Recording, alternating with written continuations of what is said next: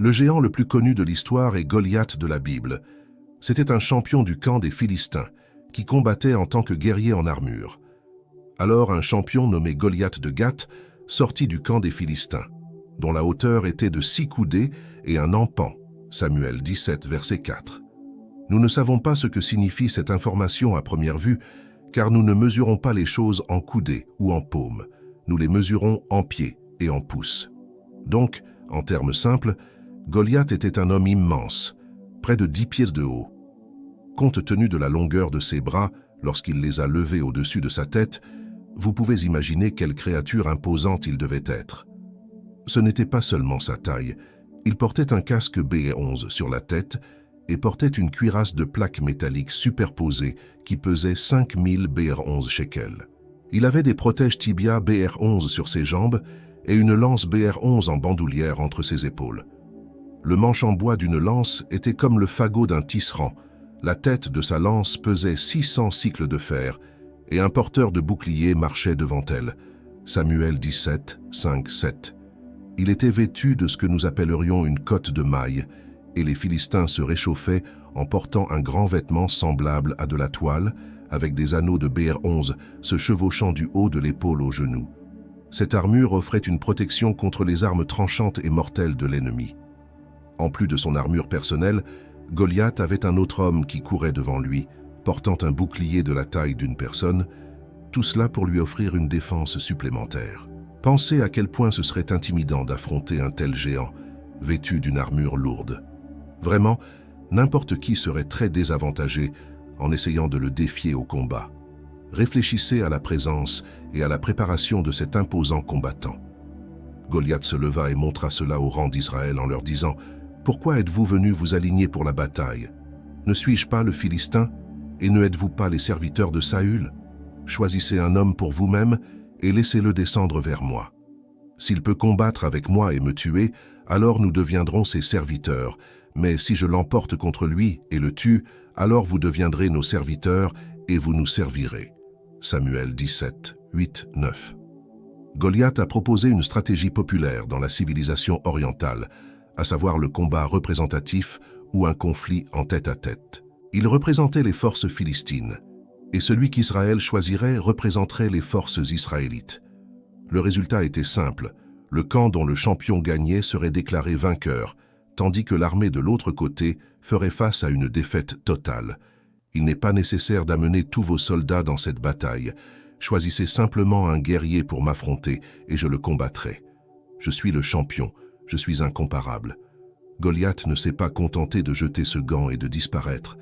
Maintenant, il persista dans son défi pendant 40 longs jours.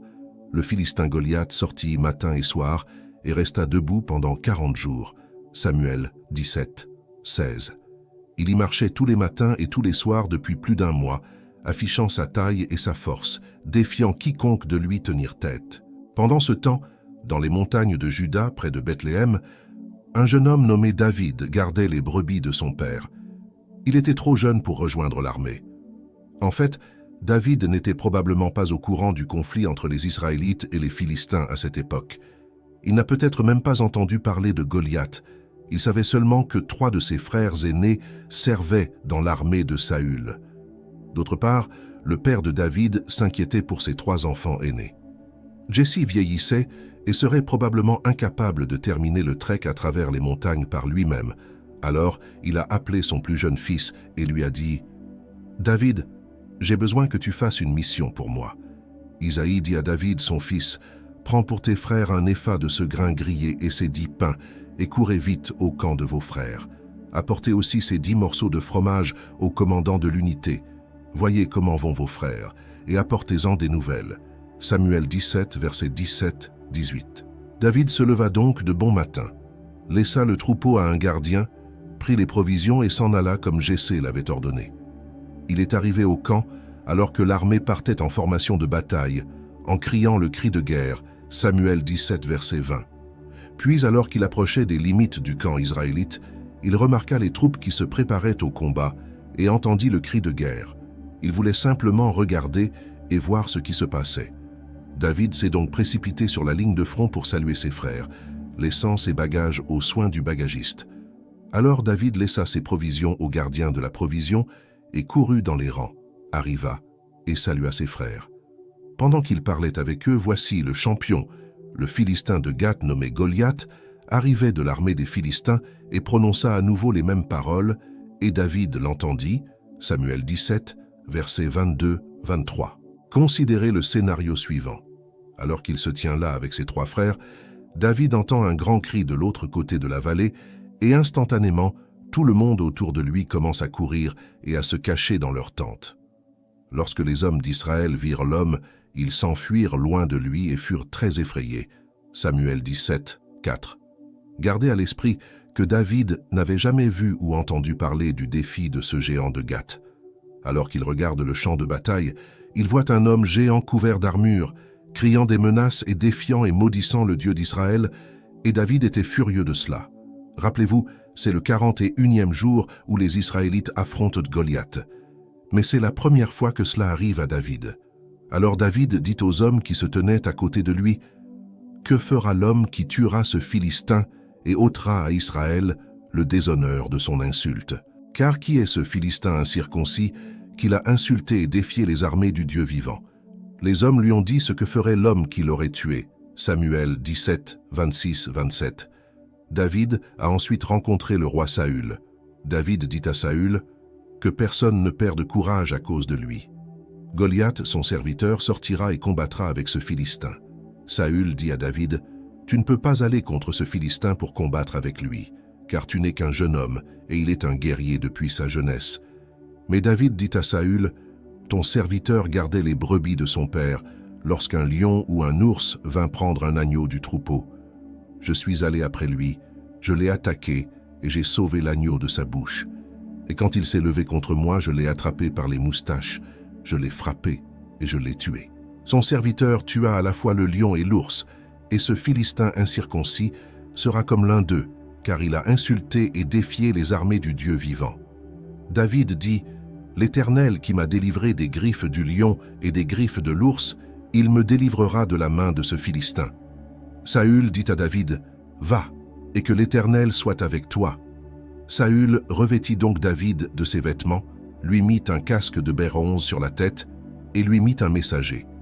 David attacha donc son épée sur son armure et essaya de marcher, mais il ne put le faire car il n'y était pas habitué. Et David dit à Saül, « Je ne peux pas aller avec ceci car je n'y suis pas habitué. » Alors David les sortit, prit sa crosse de berger dans sa main et choisit pour lui-même 5 pierres lisses du ruisseau et les mit dans la poche du berger qu'il avait, c'est-à-dire dans sa bourse de berger, avec sa fronde à la main. Il s'approcha du Philistin. Samuel 17, versets 32 à 40. Ici, nous avons David, vêtu de son costume de berger le plus simple et équipé de ses outils de berger les plus simples, la fronde et le bâton, et il est prêt pour la bataille. Nous arrivons maintenant à un moment crucial. Le Philistin est venu et s'est approché de David avec son porteur de bouclier devant lui. Quand le Philistin regarda autour de lui et vit David, il le ridiculisa et le méprisa parce qu'il n'était qu'un beau jeune homme à l'air rustique. Le Philistin dit à David, « Suis-je un chien pour que tu viennes à moi avec des bâtons de berger ?» Et le Philistin maudit David pour ses dieux. Le Philistin dit aussi à David, « Viens à moi, et je donnerai ta chair aux oiseaux du ciel et aux bêtes des champs. » David dit au Philistin, « Tu viens à moi avec une épée, une lance et un javelot, mais je viens à toi au nom de l'Éternel des armées, le Dieu des armées d'Israël, que tu as insulté. Aujourd'hui, le Seigneur te livrera entre mes mains. Je te vaincrai et je te couperai la tête. Et je donnerai aujourd'hui les cadavres de l'armée des Philistins aux oiseaux du ciel et aux bêtes sauvages de la terre, afin que toute la terre sache qu'il y a un Dieu en Israël. » Samuel 17, 41-46. Pensez à ce qui pouvait arriver. David, courageux et ferme face à un géant imposant, n'avait qu'une simple fronde et une seule pierre pour faire face à un géant vêtu d'une armure qui pesait jusqu'à 200 livres. Lorsque le Philistin se leva et s'avança à la rencontre de David, celui-ci courut rapidement vers la ligne de bataille pour trouver le Philistin. David mit la main dans son sac, ramassa une pierre et la jeta, frappant le Philistin au front. La pierre lui transperça le front et il tomba face contre terre. David triompha donc du Philistin avec une fronde et une pierre, et sans épée à la main, Il courut et se tint au-dessus du Philistin, saisit son épée et la tira de son fourreau, et le tua, lui coupant la tête avec. Quand les Philistins virent que leur puissant champion était mort, ils s'enfuirent. Samuel 17, versets 47 à 51. Les Philistins ne revinrent pas après cela. En réalisant que leur champion n'était plus en vie, ils se sont dispersés. Les hommes d'Israël et de Juda se levèrent en poussant des cris et poursuivirent les Philistins jusqu'à l'entrée de la vallée et aux portes d'Écron, et les Philistins blessés tombèrent mortellement en chemin pour sortir jusqu'à Gath et Écan. Les enfants d'Israël sont revenus de leur persécution des Philistins et ont pillé leur camp. Samuel 17, versets 52 et 53. Alors David apporta la tête du Philistin à Jérusalem. Il prit la tête du Philistin et l'apporta à Jérusalem, mais il plaça ses armes dans sa tente. Samuel 17, 54. L'histoire biblique de David et Goliath est l'une des plus connues de la Bible. C'est une leçon de courage, de foi et de dépassement de l'impossible. Goliath était-il un Néphilim? Certains érudits pensent que Goliath le Gitte, un résident de Gath, appartenait à une race connue sous le nom de Néphilim. D'autres experts soutiennent que Goliath était un Réphaïm, car les Néphilim ont été détruits dans le grand déluge à l'époque de Noé. Seule la famille de Noé a survécu. Près de 20 fois dans la Bible, Réphaïm sont mentionnés. Deutéronome 2, versets 1 et 20 à 22. Josué 12, verset 4. Deutéronome 3, 11, 13. Par exemple, seul Og, roi de Basan, est resté du reste des géants connus sous le nom de roi. Vous voyez, son cadre de lit était un cadre en fer, de 9 coudées de long, 12 pieds, et de 4 coudées de large, 6 pieds, en utilisant une coudée d'homme, de l'avant-bras au bout du majeur.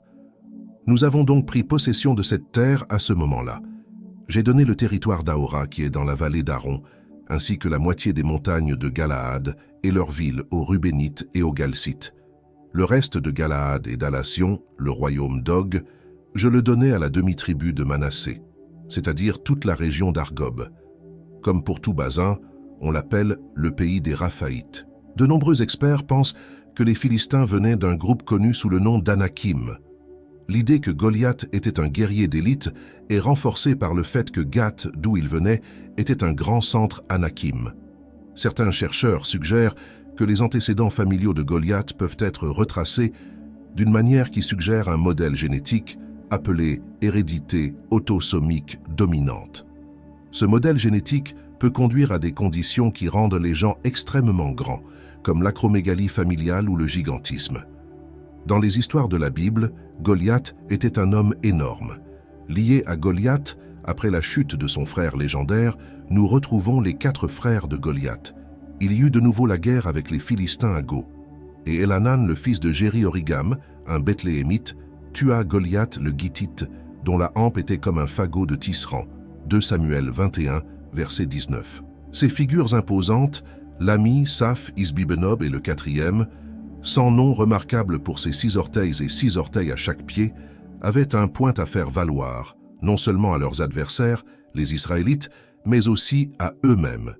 Chacun maniait des armes d'une ampleur et d'une puissance incroyables, bien que leur nom ne soit peut-être pas aussi familier que celui de leur célèbre frère Goliath.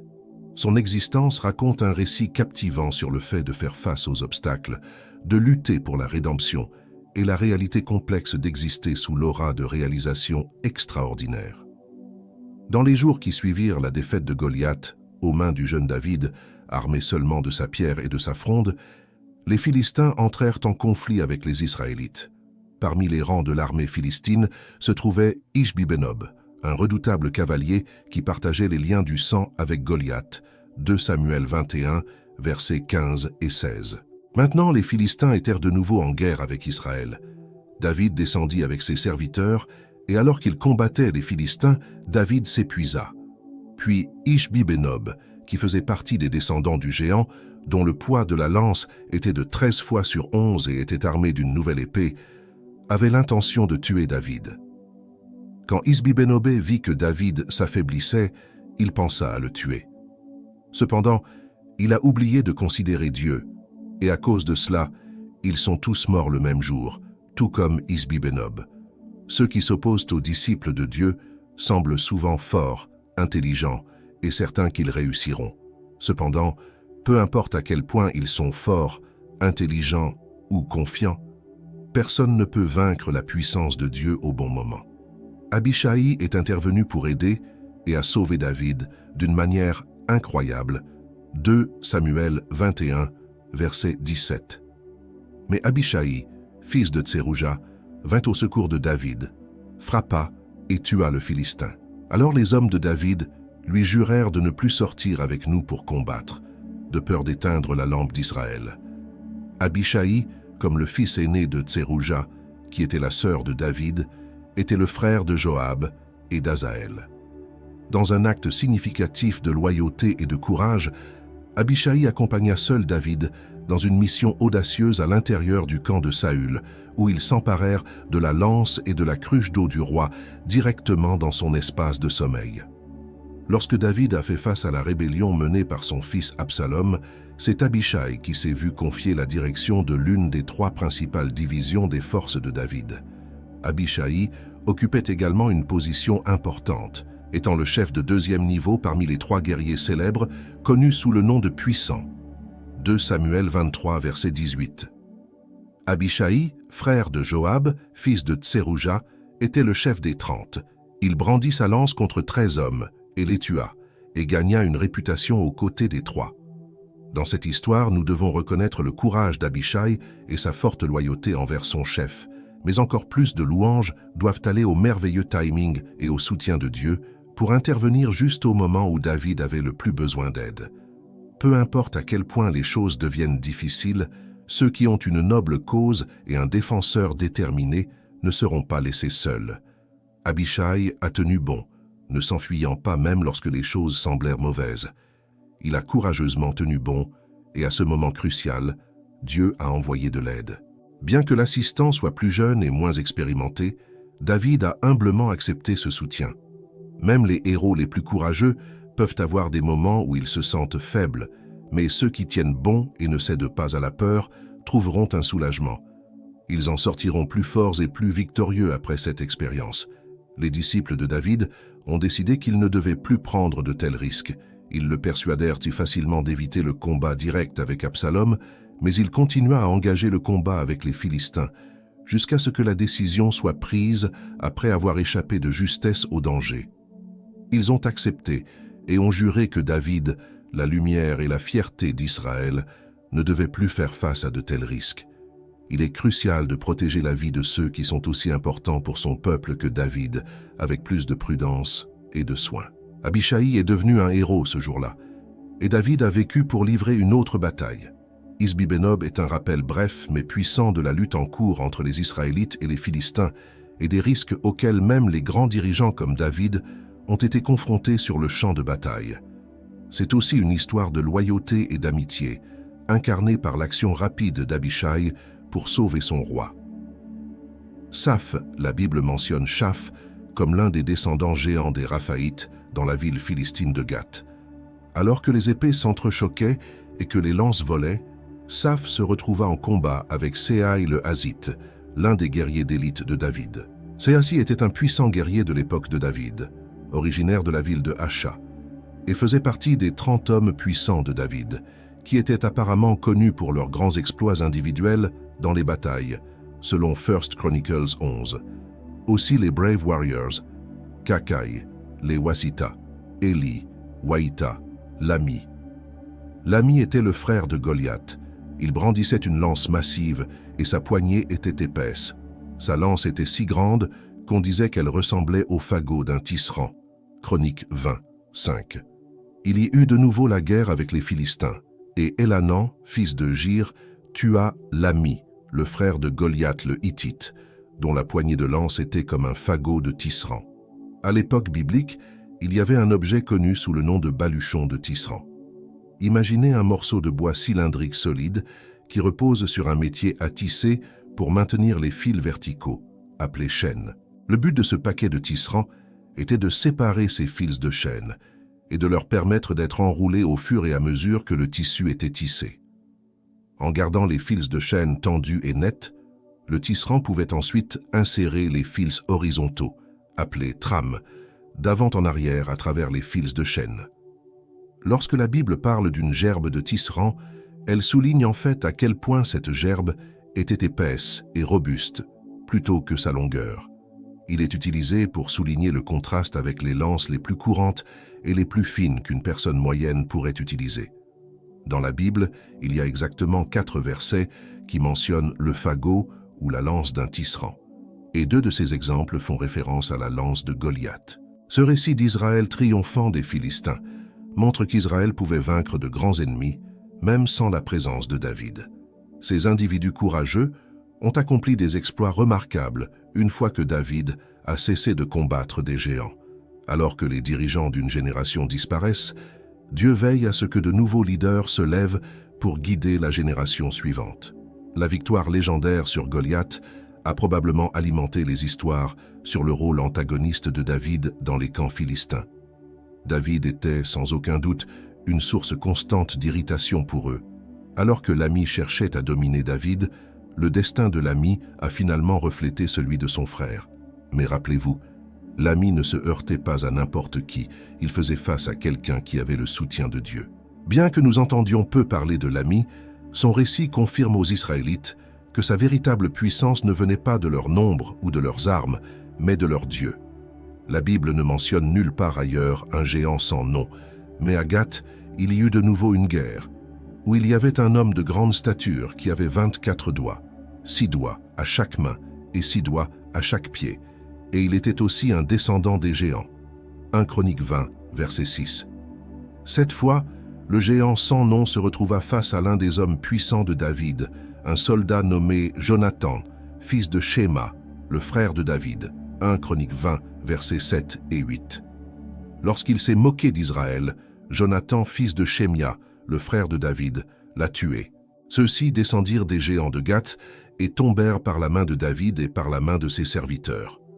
Bien que la Bible ne le nomme pas directement, elle nous enseigne une leçon puissante à travers son histoire, une leçon sur l'humilité, une force tranquille que même les géants les plus puissants ne pourraient pas comprendre. Le texte présente ces 4 individus comme Réphaïm.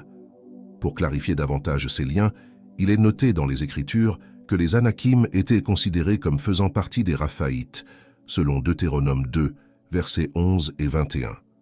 Cela a du sens, puisque Goliath et ses proches sont associés à la fois aux Yakam et aux Raphaïtes.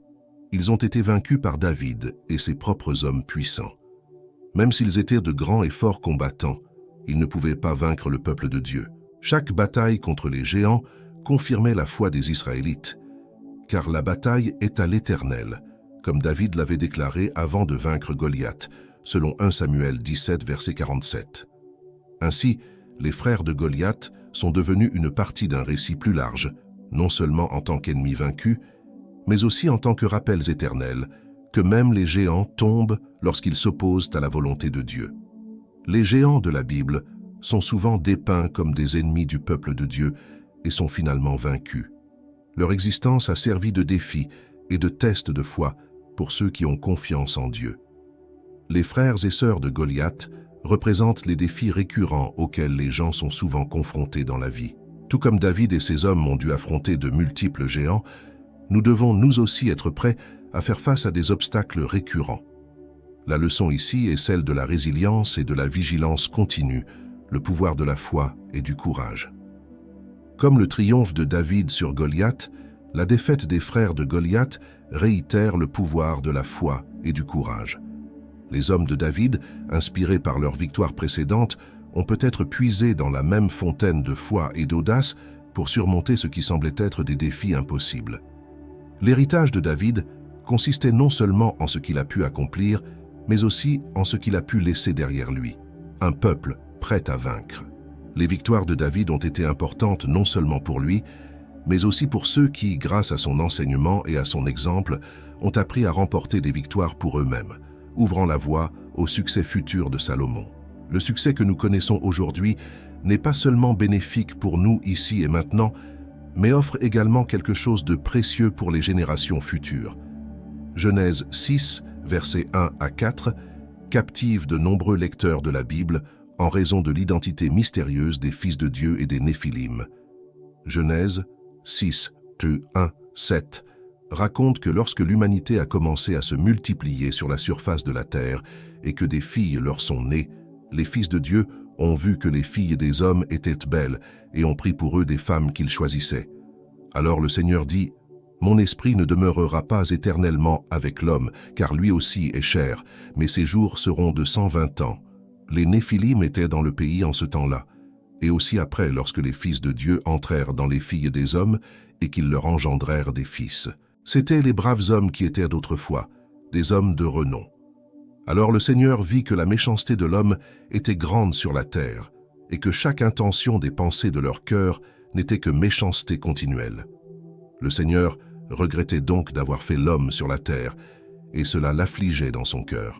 Alors le Seigneur dit, « J'effacerai de la surface de la terre l'homme que j'ai créé, de l'homme aux bêtes, aux créatures rampantes et aux oiseaux du ciel, car je suis fâché de les avoir faites. » Il y avait un problème avec le mariage impie entre les fils de Dieu et les filles des hommes en ces jours d'expansion rapide de la population, principalement en raison de la longue espérance de vie dans le monde d'avant le déluge.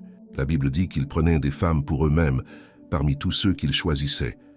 Nous pouvons en déduire pourquoi Satan a envoyé ses anges se mélanger aux femmes humaines, directement ou indirectement.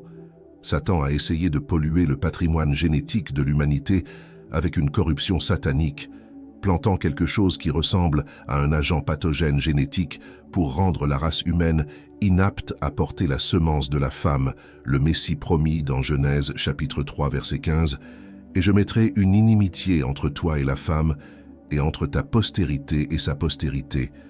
Il vous écrasera à la tête, et vous l'écraserez au talon. » Le Sauveur ne pouvait pas naître d'une mère possédée par un démon. Donc si Satan pouvait infecter toute la race, le libérateur ne pouvait pas venir. Satan était sur le point de triompher. L'humanité était devenue si corrompue que Dieu a décidé de recommencer avec Noé et ses fils et de confiner les démons qui avaient causé une telle corruption en veillant à ce qu'ils ne puissent jamais répéter leurs actes. Mon esprit ne combattra pas l'homme pour toujours. Dieu n'a jamais voulu que nous soyons coincés dans nos voies têtues et difficiles pour toujours. Cela montre que notre éloignement de Dieu a atteint un stade critique, un point où nous ne pouvons pas simplement revenir en arrière comme si de rien n'était. La patience de Dieu n'est pas infinie. Il viendra un moment où il décidera que c'en est assez. C'est exactement pourquoi nous devons annoncer aujourd'hui, et non un lendemain incertain, comme le moment où nous choisissons de répondre à l'appel de Jésus. Nous n'avons aucune garantie que Dieu nous cherchera à nouveau un autre jour, même si ces jours sont 120. C'est intéressant, car l'inondation s'est également produite 120 ans après cette annonce.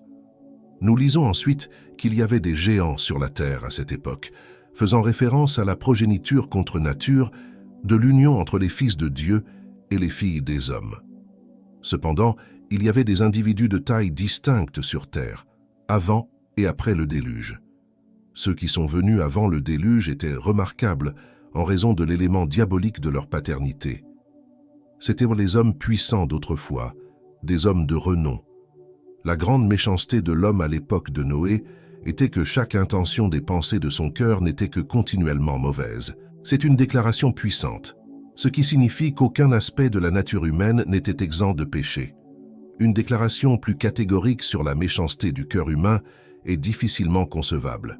Jésus a dit que comme les jours de Noé, il en sera de même pour la venue du Fils de l'homme. Matthieu 24, verset 37. C'est-à-dire que les conditions du monde avant l'arrivée de Jésus seront similaires à celles du monde avant le déluge. Malheureusement, beaucoup de gens ignorent ce passage avant la naissance du Christ. Et dans les premiers jours de l'Église, les croyants comprenaient les enfants de Dieu comme des êtres spirituels ou des anges qui épousaient des femmes humaines et produisaient une énorme progéniture appelée Néphilim. De nos jours, cette interprétation n'est pas si courante, car les gens d'aujourd'hui rejettent souvent les explications surnaturelles. Alors que de nombreux chrétiens peuvent accepter des événements bibliques tels que la naissance et la résurrection miraculeuse de Jésus, ils ont du mal à croire au concept de géants nés des humains et des esprits. Genèse 6, verset 6, nous dit que le Seigneur s'est repenti. Dans certaines versions de la Bible, le terme utilisé est « repentir ». Le terme hébreu « nakam », qui se traduit par « repentir » ou « repentir », exprime un profond chagrin ou un lourd soupir. Lorsque nous lisons que le Seigneur s'est repenti, cela signifie que Dieu parle d'une manière que nous pouvons comprendre, révélant ses émotions. Cette écriture suggère que l'erreur humaine a profondément attristé Dieu. Dieu incarne l'amour pur. Il nous aime immensément et aspire à notre bien-être. Nos péchés l'attristent profondément et il ressent de la tristesse lorsque nous nous écartons du droit chemin. Certaines des paroles les plus émouvantes de la Bible se trouvent dans Genèse 6, verset 6.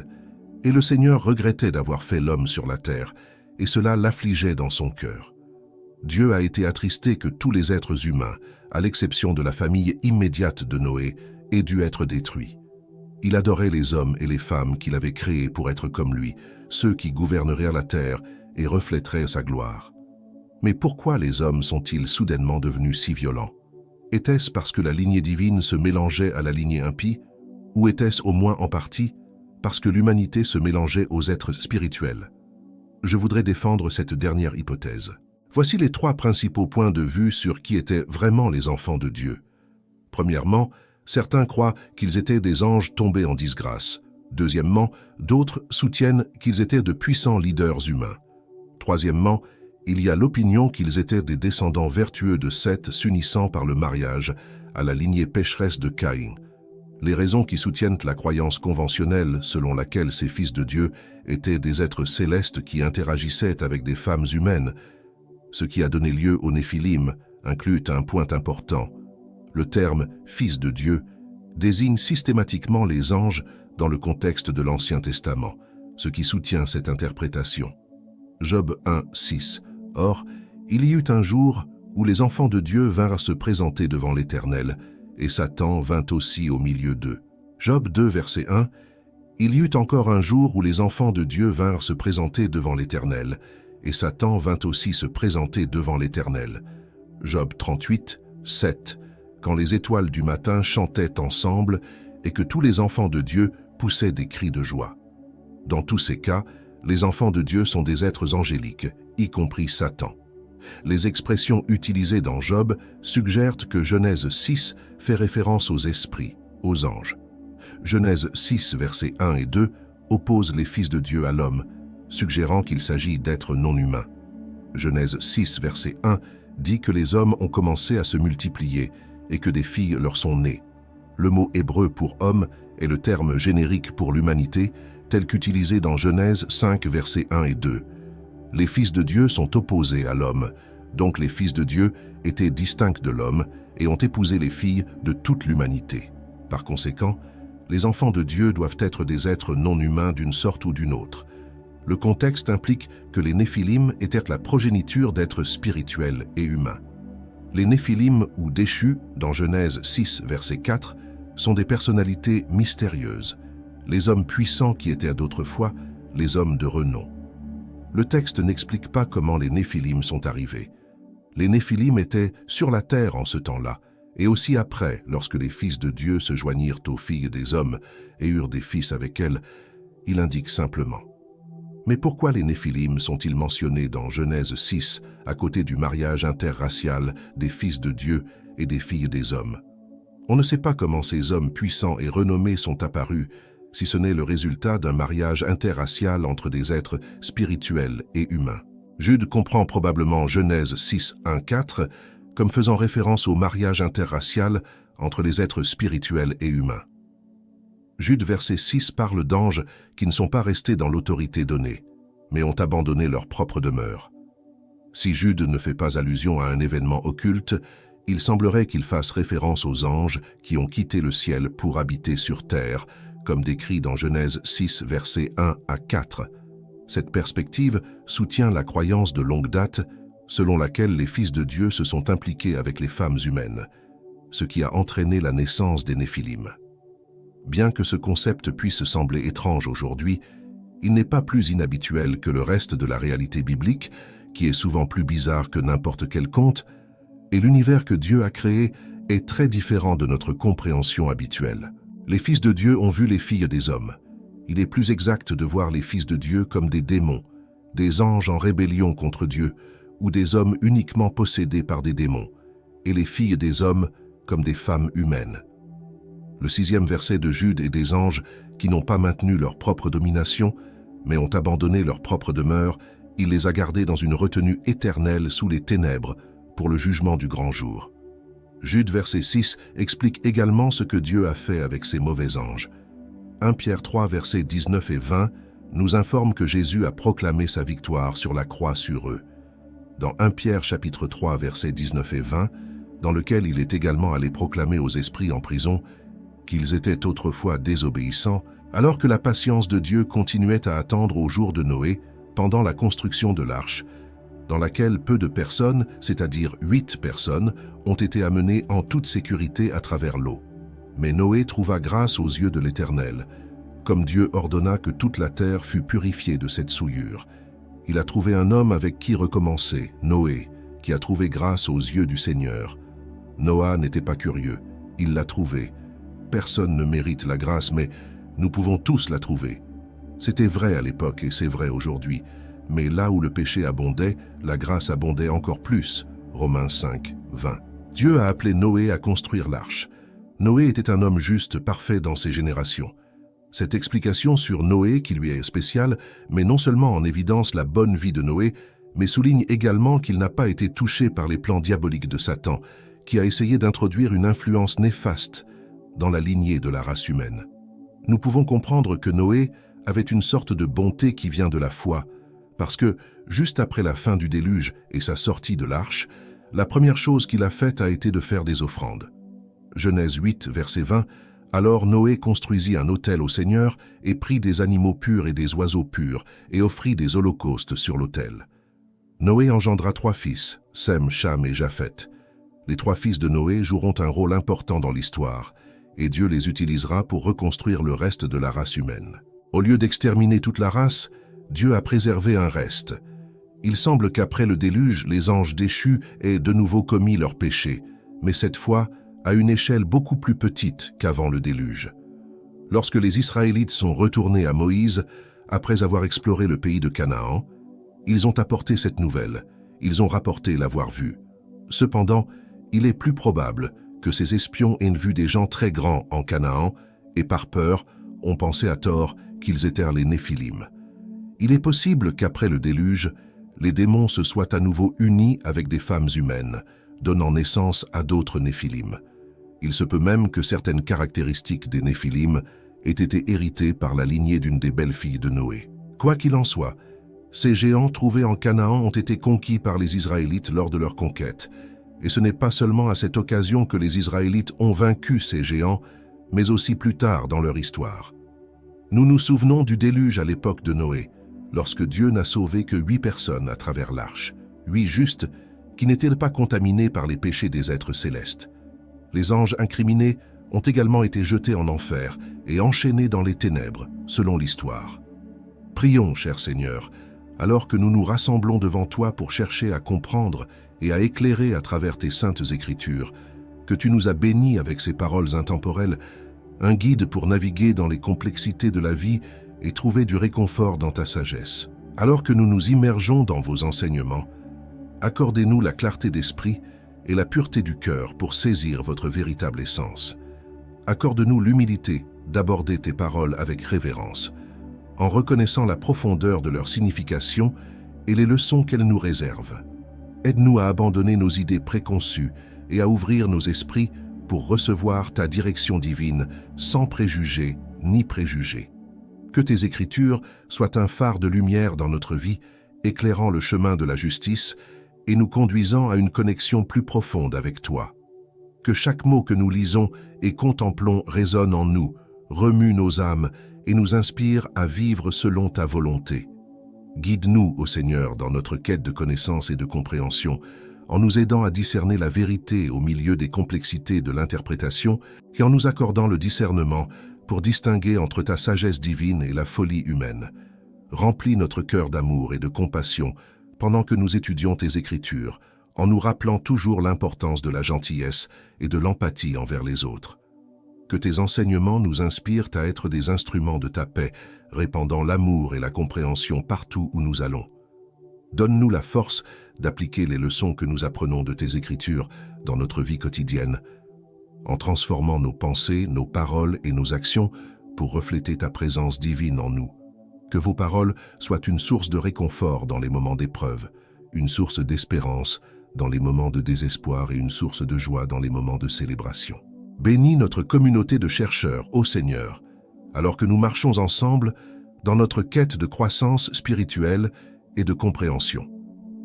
Aide-nous à nous soutenir et à nous élever les uns les autres, en favorisant un esprit d'unité et de coopération enraciné dans ton amour. Enfin, nous vous demandons de nous guider et de continuer à nous protéger alors que nous naviguons dans les complexités de la vie.